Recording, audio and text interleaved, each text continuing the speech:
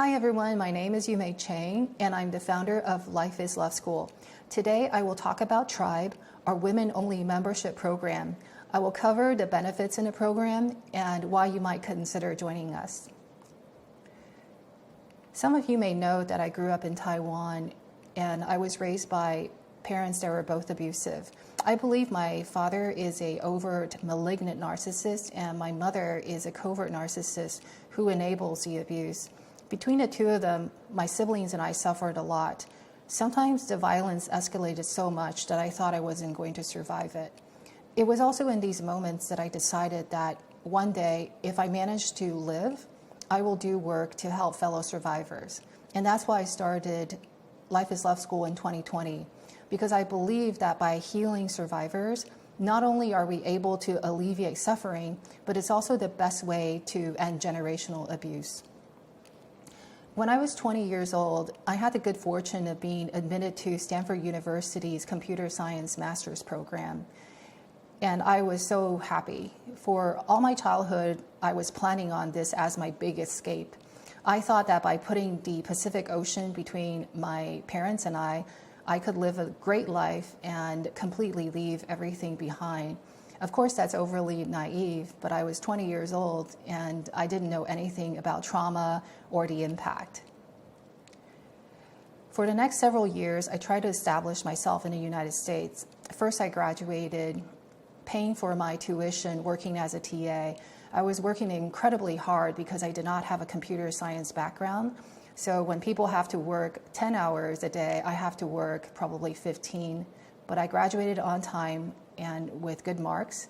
And I also then worked in various corporations from Microsoft to Google. I worked my way up to manage teams across the world. And everything that was good gave me a jolt of happiness. But of course, I was always feeling very anxious. And in my mind, the solution is, let me just get the next thing.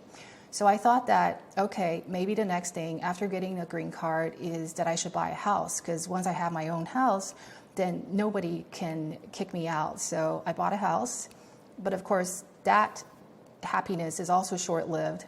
So then I thought, okay, I need to get married, because that's obviously the next thing on the list. Of course, that brought me also just temporary happiness.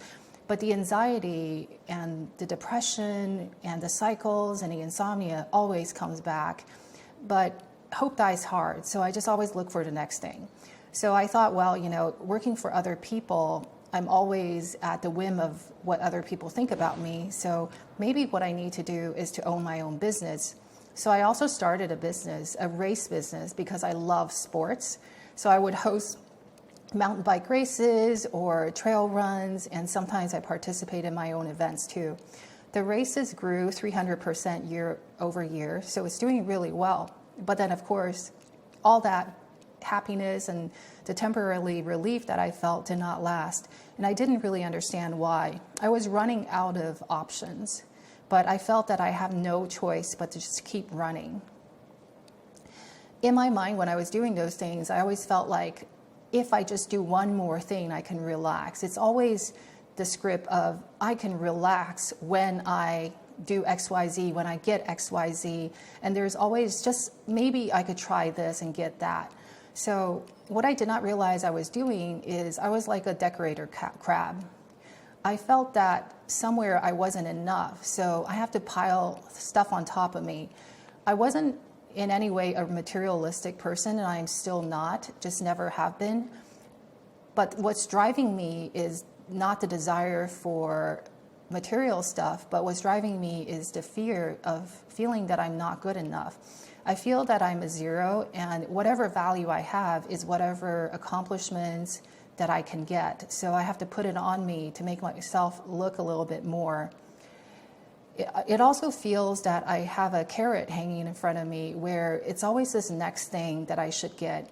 If I only have that next thing, maybe that's nirvana, and maybe I can finally relax and finally be able to sleep well. I would have kept running if it wasn't for the dissolution of my marriage. When that happened, it was a complete shock and an eye-opener for me, as in, wow, if somebody who's supposed to love me forever could leave, could fall out of love with me, then that really proves that I have absolutely no value. And if I have no value at all, why do I even bother being here? During that time, I went and saw a lot of therapists, and I remember one of them told me that, hey, Yume, the reason you're feeling depressed and suicidal is because you don't love yourself enough, and what you need to do is love yourself more. And I remember looking her in the eye and asking her, how do you do that? My own parents abused me. I don't know how to love myself. And she told me, it's easy. You're lovable because you exist. Of course, now that I know what self-love is, she's absolutely right. But it wasn't helpful to me because I didn't know how to get there. And I think many of you can resonate with the struggle. What seems very straightforward to people that had a normative childhood is not straightforward to us. People that are raised by parents who love them and value them for who they are have an inherent sense of self-love, and that's why the therapist said it in such a natural, nonchalant way. But to me, I simply could not understand what that meant, because all my life, all I got was conditional love. I have to do something for them to treat me okay for a while, for me to buy some temporary relief from violence. So for me, the self-love being an inherent part of me and my value is not something I need to prove, it's just not straightforward. During that time, I also had some friends who tried to help me, but unfortunately, because they did not go through what I went through, they had good parents that treated them well, and they did not go through a divorce, so they could not understand why I felt so bad. They tried to help, but some of their advice was just not great. For example, a friend of mine told me that I should just move on because he doesn't want you anymore, so why don't you just move on? Or another lady told me that I'm only able to wallow like this because I don't have kids. If I have kids, I'd snap right out of it. Or this is the most common one, and a lot of times I get this, which is, well, you really need to forgive your parents. They are your parents after all, and they did the best they can. This last one ticked me off, I think, the most out of all three. Of course, I also had friends that were empathetic, and they are able to understand what I was going through. These friends are people who've also suffered hardship. Some of them had less than ideal parents, others have gone through divorces or major loss and grievances in their life. And specifically, one of them asked me, what is in you that find your ex attractive? Before he asked me that question, in my mind, it was simply, I can fix this by finding the right guy. The only problem was that I married a wrong person. But his question made me think that, hey, I had options. I had other candidates I could choose. Why did I choose my ex out of so many people? What is their reason? And that was one of the reasons that I started to heal myself and really face what's inside. Another friend asked me a question, which is, which parent did you marry? The question was so odd that I thought I heard her wrong, so I asked her to repeat it. And now I've been studying a lot of attachment theories and about what parents did to you, etc., and the lasting effects. I understand the wisdom behind her question, and I also understood, looking back, that I married my mom because in my mind, my father is just way too violent, and I was locked into the idea that I could only choose between these two options. So yeah, I married my mom, which is my ex-husband. It looks very funny now, but when we're operating in the unconscious, we can make decisions like this that seems very silly in retrospect, but back then it seems the only logical option. From this experience of exchanging with my friends, I realized that even though all of them care about me, some of them are just able to understand me at a deeper level. And finding these people that are part of my tribe, that can really see into my heart, that can really sit with my pain, is incredibly precious. Because what happened to us happened in abusive relationship, and the healing also happens in relationships. In nurturing relationships is how we could heal. During that time, I also had experiences with various groups. I first started in a divorce group, and I literally buzzed out as soon as I could because people were just going around the table bashing their exes. I understand that people get really upset, but what that was doing is co-rumination.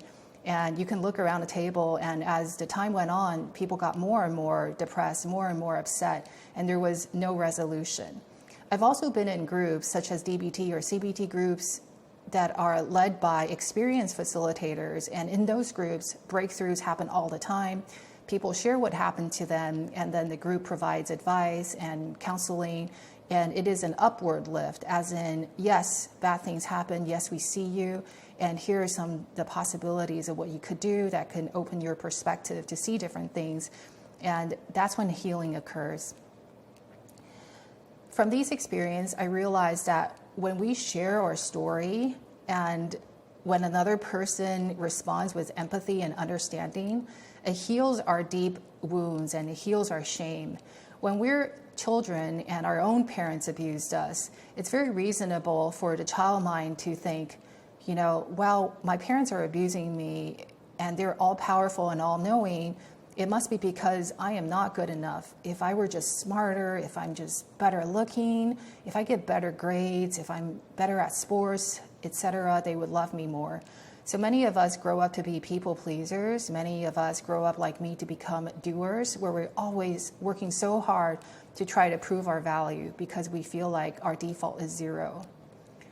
And the other thing about sharing that heals is that not only is your story able to free somebody else, but their story frees you. So it's two ways, and it's really beautiful to see that people who've previously felt very isolated, very alone, feeling uniquely broken, now being able to find camaraderie in other people's experience.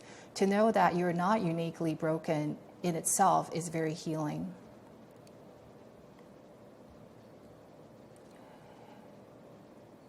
In the group experience, I also recognize that it taps into the concept of cognitive dissociation, which is why people are often much better at giving other people advice than taking their own advice.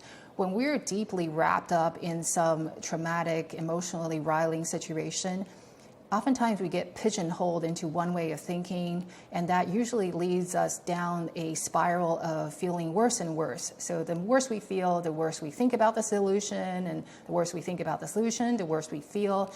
It just feeds on itself.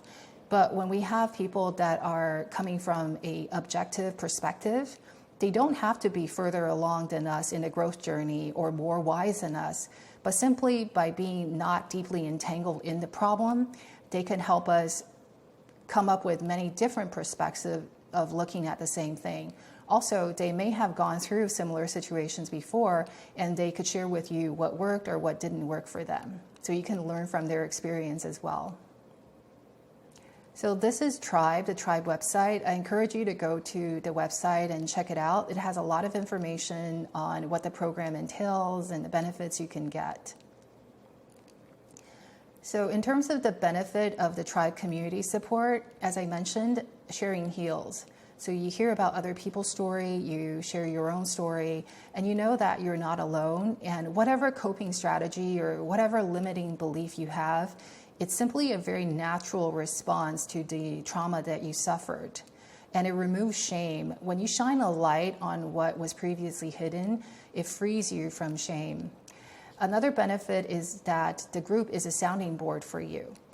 The group gives you a broad range of perspective from people who's been there before, so they can share with you what they tried and give you advice to help you get out of the tunnel vision of only see things one way. Of course, there's also the inspiration and motivational component. When you hear how other people who's also suffered similar to you and what helped them and how they got better, that in itself is tremendous boost to your hope and confidence that you also can do it. So the Tribe membership program has 3 pillars. The first one is that we provide you digital content. So you will get lessons and daily posts inside our private member-only Facebook group that helps you heal from childhood PTSD and grow in emotional resilience and heal your attachment wounds. This is content that you can learn anytime, anywhere. And twice a month on Thursdays, I lead group live discussions where you can ask any questions. It could be based on the digital content, and I always set up a topic. But it doesn't have to be limited to the topic. And if a member asks some question that is something worth discussing, we always expand upon it. So it's a very fluid type of discussion. And you can view the recording afterwards as well. We also provide Ask Me Anything with our private member-only Facebook group. You could tag me, so you'll get a response from me, whether it's in a text or a video or audio. And you can also get wise support from the broader community. So the community aspect permeates every part of the program. So you're constantly being surrounded by people who understand you and who cares about your well-being. Here's just a recent sample of some of the daily posts that I do within the Facebook group. What I try to do is provide you a myriad of perspectives, whether that's from therapy or from psychology, the latest advancements in different trauma recovery methods. I also inject a heavy dose on self-compassion because when we were abused as a child, there's a lack of self-compassion. Oftentimes we would pick up the baton that our parents dropped. So even though we left the house, we are now beating ourselves up the same way that they've been hurting us. And self-compassion is a huge part in the healing process. So everything that I do, I try to help people also learn how to take care of themselves and how to grow in self-love. Here's an example of a comment from a member. So Autumn is a moderator in our group. She has four children, and she also went through a difficult divorce with a narcissistic man. So those of us that don't know Autumn's story, she was adopted at a very young age and then went through 12 different foster families, and she was abused most of her life. And now she's had some major breakthroughs, and recently she asked for a managerial job and she got it. So now she's managing many nurses. She's just somebody who exhibits a lot of courage because healing is very difficult. And seeing her blossom really, really makes my day. I'll go over some of the course content that is on our roadmap so you can get a sneak peek into what you can expect.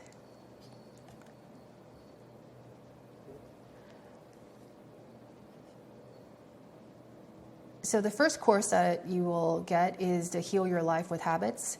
I believe habits is foundational to healing because whether you've been through trauma or not, in order to live a good life, you have to have good habits. Just like we can't expect to have a fit body by working out only once in a blue moon, we also can't expect to live with emotional balance if we only do things we're supposed to do like meditation or journaling, etc., once in a blue moon. So habits is very important because you're doing it every day, and little differences really compounds and adds up. So in this course, I'll teach you how to build good habits and also how to drop bad habits that are keeping you stuck. Another course I would be doing is Emotional Regulation Bootcamp. I think emotional dysregulation is a huge part of PTSD symptoms. So stuff that bother people a little bit bothers survivors a lot. So I want to teach you how to maintain that balance so that you could restructure the way that you think about things. So when you think different, you would feel different. And also, how do you communicate your needs so that you have the best chance of having them be met so that you could create the life that you love. I'll also provide a course on healing childhood PTSD. I want to talk about the effects of toxic parenting, what that does to survivors, how that impacts the way you think about things. And I also want to teach you how to reparent your inner child so that you can provide your inner child what it craves but never received. And of course, the healthy boundary part is huge. And when you grew up in a toxic family, a lot of times you're not allowed to set boundaries, and setting boundaries gets you into trouble. But in fact, setting boundaries is crucial if you want to live in healthy environments and have good relationships.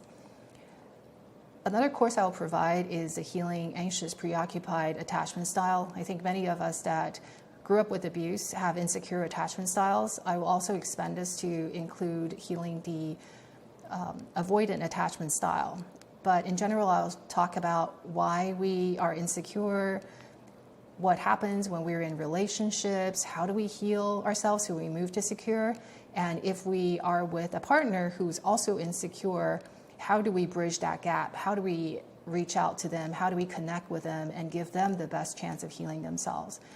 And as somebody who suffered insomnia for a long time, this is a big topic. I know that many survivors also suffer from sleep issues, because if we are traumatized, and a lot of times the hypervigilance, the overstimulated sympathetic nervous system could prevent us from falling asleep, or we would wake up multiple times at night or wake up way too early.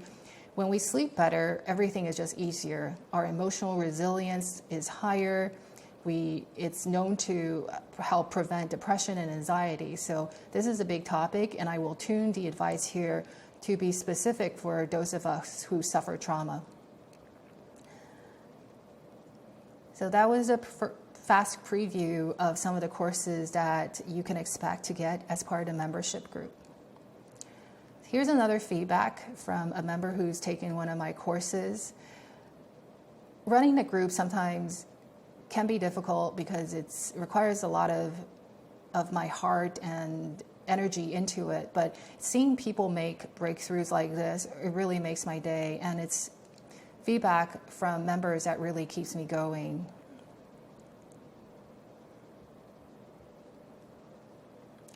Here are some of the live discussion topics that we've done recently. It's just a small sample, and it's very dynamic.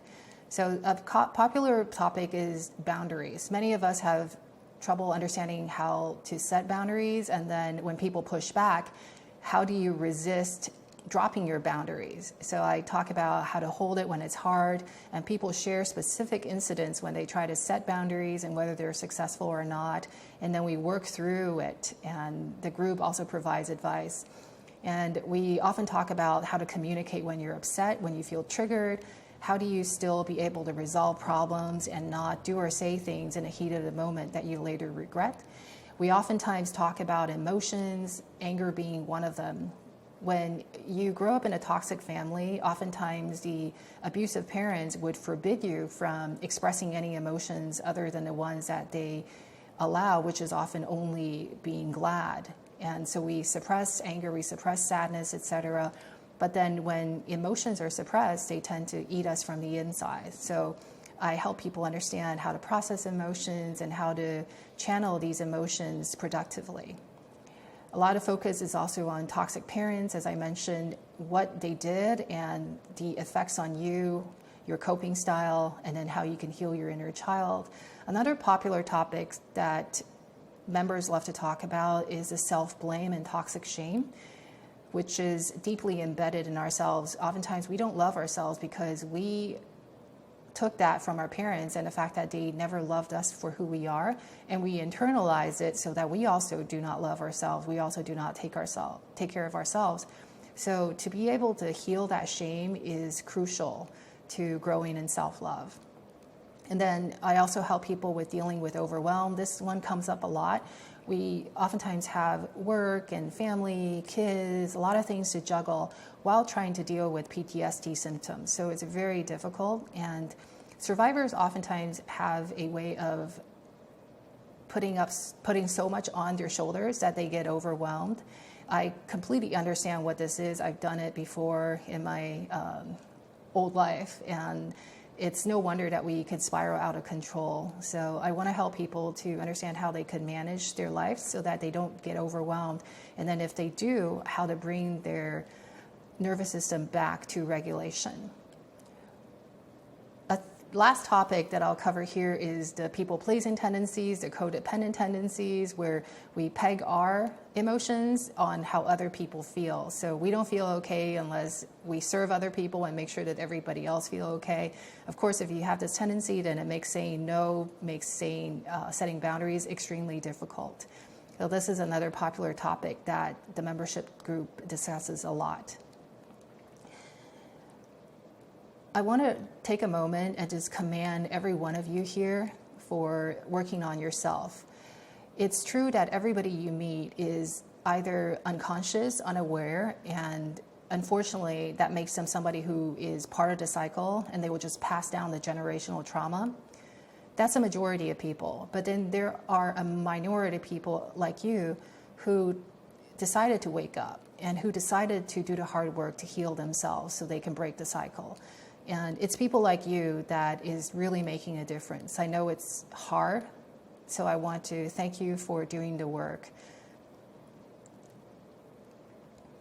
The work that you're doing is not just healing yourself, but it's really ending generations of stress and pain and helping to protect our future generations from being hurt as well.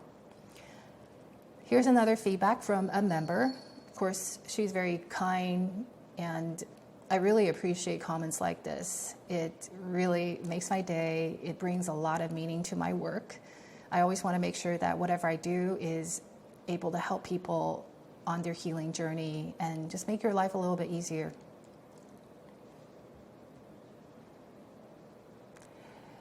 This lady was kind to tell me that she believes I was able to provide a safe environment for people to share. That's a big part of the group, is that I want you to feel that no matter what problem you have, there's never anything that's too small, too insignificant, or too big, too overwhelming. Anything goes, because it's maybe shocking to you, but whatever you share, likely somebody in the group or maybe everybody in the group resonates, because the effects of trauma is surprisingly similar, and so are the ways that we've been abused. That's the magic of when we're being with a group of people who suffer similar to us. It's really an inviting environment where you get a lot of empathy, a lot of understanding, and a lot of wise advice from people who walk your walk and have been through the challenges that you've been through. This is Jennifer. She's a fantastic lady, and she has to take care of 2 little kids while she's working on healing herself. So it's not easy. And she has been gracious enough to give me this feedback, and it just really means a lot when it's feedback that comes from the heart. So thank you, Jennifer.